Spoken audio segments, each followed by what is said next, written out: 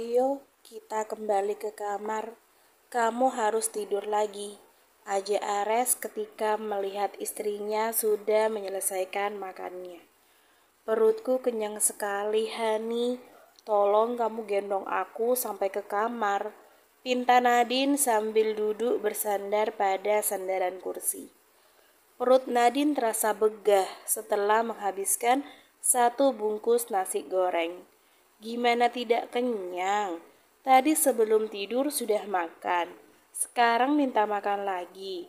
Bahkan dia tidak sedikit pun menawarkan makanannya padaku. Dumal Ares hanya dalam hati. Dia tidak berani bicara langsung kepada istrinya, atau istrinya itu akan marah kepadanya dan berakhir tidur di luar. Hanya membayangkan saja Ares sudah bergidik ngeri. Ares mengangkat tubuh istrinya dan menggendongnya ala bridal style. Ares membawa istrinya menuju ke kamar mereka berdua. Sampai di dalam kamar, dia merebahkan tubuh istrinya di atas ranjang dengan perlahan. Ares ikut naik ke ranjang dan merebahkan tubuhnya di sebelah istrinya. Usapin perutnya, Hani. Perutku rasanya tidak nyaman sekali, rengek Nadine. Ia menarik tangan suaminya dan menempelkannya di atas perutnya. Lain kali jangan makan terlalu banyak, sayang. Lihat sekarang, kamu kekenyangan kan? Ucap Ares lembut agar tidak menyinggung istrinya. Aku juga tidak tahu, Hani. Dari siang bawaannya ingin makan terus, kata Nadine yang juga merasa aneh dengan dirinya. Mungkin kamu terlalu bahagia, makanya ingin makan terus, ucap Ares dengan asal. Pemikiran macam apa itu? Ketus Nadine. Nadine tidak mau tidur, padahal tangan Ares sudah pegal karena terus mengusap perut istrinya. Tapi istrinya malah terus mengoceh. Kamu ini mau tidur tidak? Dari tadi ngoceh terus, sebal Ares sambil mencapit bibir istrinya. Wanita itu tertawa sambil mengeratkan pelukannya di tubuh suaminya. Ayo tidur, aku sudah ngantuk, ucap Nadine sambil menduselkan wajahnya di dada suaminya yang merupakan posisi ternyaman untuknya. Kenapa baru ngantuk sekarang? Bahkan aku sudah ngantuk dari tadi. Gumam Ares lirih agar istrinya tidak mendengarnya. Ares membalas pelukan istrinya dan ikut memejamkan matanya menyusul istrinya yang sudah lebih dulu masuk ke dalam mimpinya. Keesokan paginya, Ares terbangun dari tidurnya ketika mendengar suara istrinya muntah di dalam kamar mandi. Ares turun dari ranjang dan langsung menyusul istrinya ke kamar mandi. Kamu kenapa, sayang? Tanya Ares dengan khawatir. Perutku mual, Hani, lemes Nadine. Ares memijat tengkuk istrinya dengan pelan. Nadine terus memuntahkan isi perutnya. Setelah selesai, tanpa jijik, Ares membersihkan mulut istrinya yang terkena bekas muntahan tadi. Diangkatnya tubuh istrinya dan membaringkannya di atas ranjang. Tunggu sebentar, aku akan mengambilkan baju ganti untukmu, ucap Ares yang merasakan baju istrinya basah terkena air. Saut Nadine. Ares kembali menemui sang istri dengan membawakan baju ganti untuknya. Dengan telaten, Ares menggantikan baju istrinya. Dia menekan hasratnya melihat tubuh polosnya. Dia tidak mau menyentuh istrinya dalam keadaan sakit. Ares keluar dari kamar menuju ke dapur. Kamu sedang apa, sayang? Tanya Anika yang kebetulan hendak menyiapkan makanan untuk keluarganya. Nadine sakit, Bu. Ares ingin membuatkan teh untuknya, jawab Ares. Sakit apa? Kenapa tidak bilang sama ibu? Tanya Anika kaget. Dia hanya muntah-muntah, Bu. Mungkin karena semalam dia terlalu banyak makan, ucap Ares. Kembalilah ke kamar, biar ibu yang buatkan teh untuk istrimu, titah Anika. Ares mengangguk mengiyakan. Dia juga tidak mau meninggalkan istrinya terlalu lama, apalagi dalam keadaan sakit seperti sekarang. Tok tok tok. Anika mengetuk pintu kamar menantu dan putranya sambil membawa secangkir teh hangat di tangannya. Ceklek. Pintu kamar dibuka dari dalam oleh Ares. "Masuk, Bu, Nadine ada di dalam," ucap Ares. Anika pun melangkahkan kakinya masuk ke dalam kamar dan menghampiri menantunya yang sedang rebahan di atas tempat tidur. "Kamu sakit apa, sayang?" tanya Anika sambil mendudukkan tubuhnya di tepi ranjang. "Tidak tahu, Bu, tiba-tiba perut Nadine mual dan muntah-muntah," jawab Nadine yang masih terlihat lemas. "Minum dulu tehnya biar perutmu enakan," ucap Anika dan Ares langsung membantu istrinya untuk duduk sambil bersandar pada headboard ranjang. Anika memberikan minuman itu kepada Nadine dan wanita itu pun meminumnya. Setelah selesai, Nadine memberikan gelas itu kepada Ares dan Ares menaruh gelas itu di atas nakas. "Kapan terakhir kamu haid, sayang?" tanya Anika. Keduanya mengerutkan dahinya karena bingung. Memang apa hubungannya mual-mual dengan jadwal haid? Pikir mereka dalam hati. Nadine mencoba mengingat untuk menjawab pertanyaan sang mertua. Dia juga sedikit lupa. "Mungkin sebelum kejadian itu, Bu," jawab Nadine tidak yakin.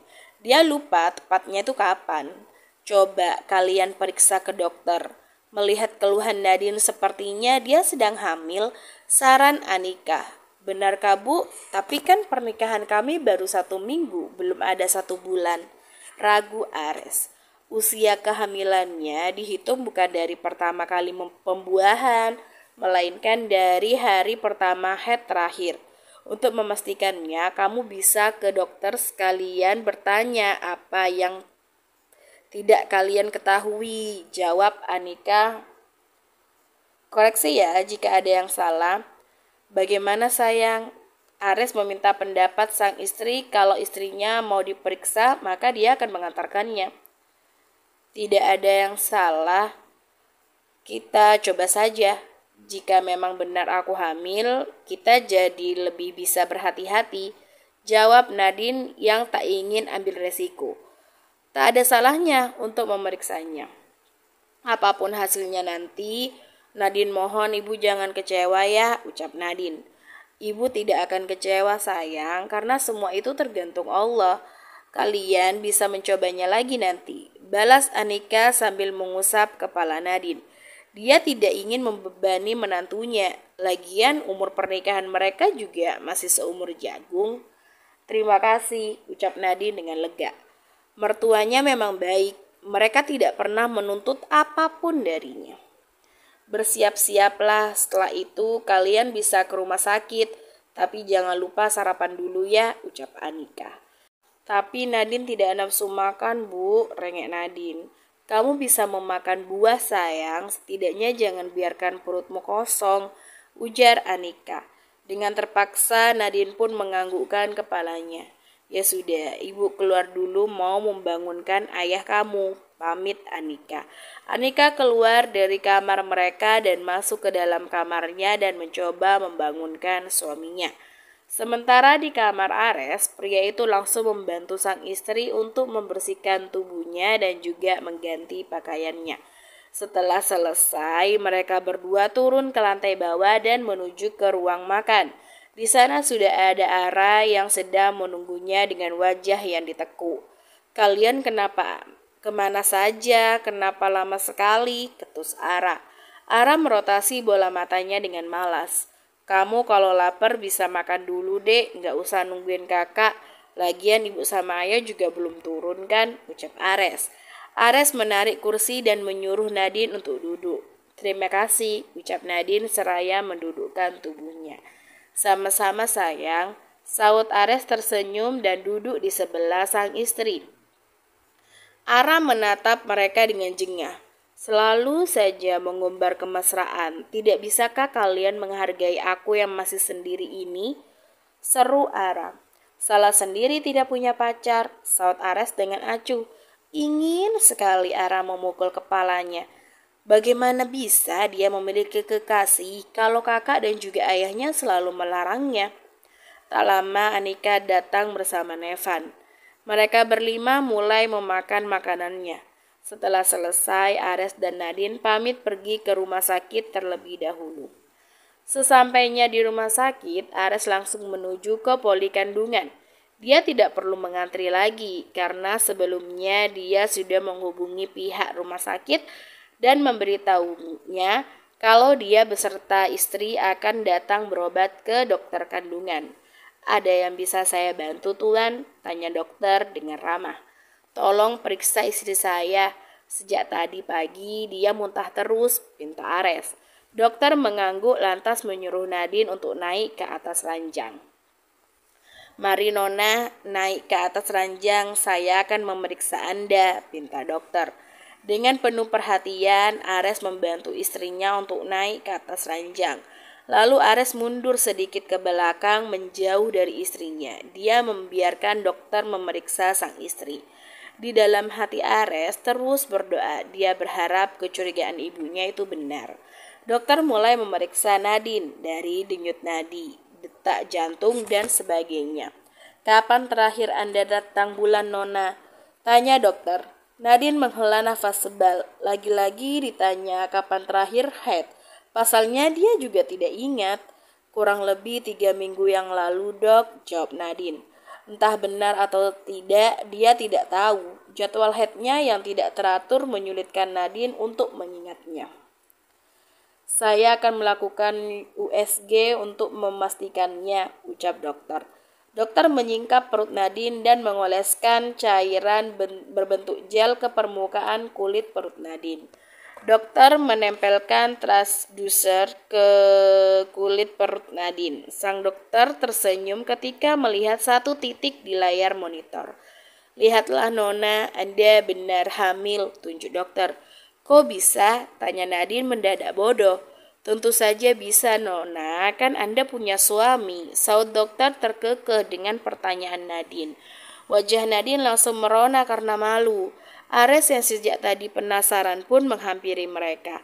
"Bagaimana, Dok?" tanya Ares tak sabar. "Selamat Tuan, Anda sebentar lagi akan menjadi seorang ayah. Istri Anda hamil, kemungkinan kandungannya sudah memasuki usia 4 minggu, ucap dokter membuat Ares tak bisa lagi berkata-kata. Terlihat mata Ares langsung berkaca-kaca. Pria itu terharu mendengar kabar bahagia ini. Ares mengalihkan pandangannya melihat ke arah istrinya. "Aku hamil, Hani," ucap Nadine yang sudah berderai air mata. Ia tidak menyangka dalam hitungan bulan statusnya akan bertambah menjadi seorang ibu. "Iya sayang, tidak sia-sia selama ini aku selalu mengajakmu begadang." Seloroh Ares selalu memeluk istrinya dan menciumi setiap inci wajah istrinya. Nadine mencubit pinggang suaminya dengan malu. Kini Ares dan Nadine duduk berhadapan dengan dokter yang memeriksa kandungan Nadine. "Apa Nona bekerja?" tanya dokter. "Iya Dok," jawab Nadine. "Saya sarankan Anda jangan terlalu capek dan kurangi aktivitas yang membuat Anda lelah. Karena usia kandungan di trimester pertama itu masih sangat rawan," ucap dokter. "Lalu bagaimana dengan hubungan intim, Dok? Apa hal itu juga tidak diperbolehkan?" tanya Ares tanpa malu. Dokter tertawa kecil. "Boleh Tuan, asal hati-hati. Usahakan pelan saja agar tidak menyakiti janin," jawab dokter. "Baik dokter, saya akan selalu mengingatnya." Ketika sudah tidak ada lagi yang ditanyakan, dokter pun menuliskan resep vitamin dan obat yang lain untuk Nadine.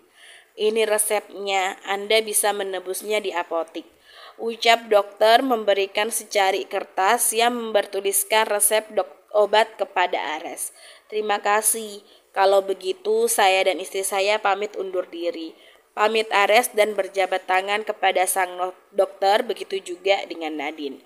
Sebelum pulang, Ares dan Nadine mampir terlebih dahulu ke apotik yang ada di rumah sakit. Setelah selesai, baru mereka keluar dari rumah sakit lalu melangkahkan kakinya menuju ke parkiran di mana mobilnya berada. "Kalian sudah pulang. Bagaimana hasil pemeriksaannya?" tanya Anika tidak sabar. Nadine tersenyum dan memeluk sang ibu mertua. Selamat ibu, sebentar lagi ibu akan menjadi oma dan ayah akan menjadi opa. Nadine hamil bu, ucap Nadine dengan senang. Lagi-lagi wanita itu mengeluarkan air mata haru. Dia masih merasa mimpi akan menjadi seorang ibu. Dia tidak menyangka akan menjadi seorang ibu di usia muda. Selamat ya sayang, ibu bahagia mendengarnya.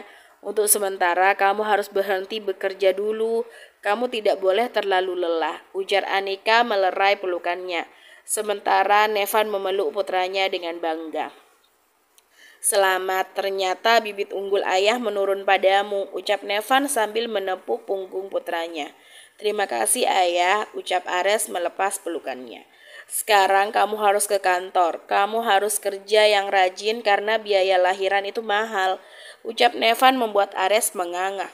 Uang Ares masih sisa kalau cuma untuk bayar persalinan Nadine ayah. Tapi kebutuhannya bukan hanya menyiapkan persalinan saja, Res. Kau juga harus pikirkan popok dan kebutuhan bayimu yang lain. Ares hari ini mau cuti dulu ayah, sementara ayah gantikan Ares dulu di kantor. Renge Ares tak rela meninggalkan sang istri, karena biasanya dia selalu bersama istrinya termasuk bekerja. Tidak, ayah mau pergi bersama ibu, tolak Nevan. Ares menghela nafas kasar. Terus siapa yang akan menemani istriku di rumah? Tanya Ares mencari alasan. Ada adikmu dan juga masih banyak pelayan di rumah ini yang bisa menemani istrimu, kekeh Nevan. Anika dan Nadine merotasi bola matanya jengah melihat perdebatan mereka yang anfaedah. Selalu saja tidak ada yang mau mengalah. Berangkatlah Hani, kau hari ini ada pertemuan dengan Leo, kakaknya Kenzo, sela Nadine. Baiklah, bentar lagi aku akan ke kantor, dengus Ares. Kalian berniat membantu perusahaan orang tua Kenzo? Tanya Nevan penuh selidik. Iya, memangnya kenapa ya? Tanya Ares dengan heran. Nevan menghela nafas pelan. Siapa yang pimpin perusahaan itu? Tanya Nevan. Leo, kakaknya Kenzo ayah, jawab Ares. Batalkan, kau bisa membantu jika perusahaan itu diganti kepemimpinannya, tegas Nevan. Dari dulu dia tidak pernah berminat bekerja sama dengan perusahaan itu.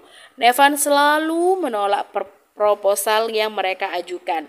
Bukan apa-apa, kinerja mereka tuh buruk. Jika Nevan tetap memaksakannya, yang ada perusahaannya akan merugi dan akan berimbas dengan pertemanan putranya.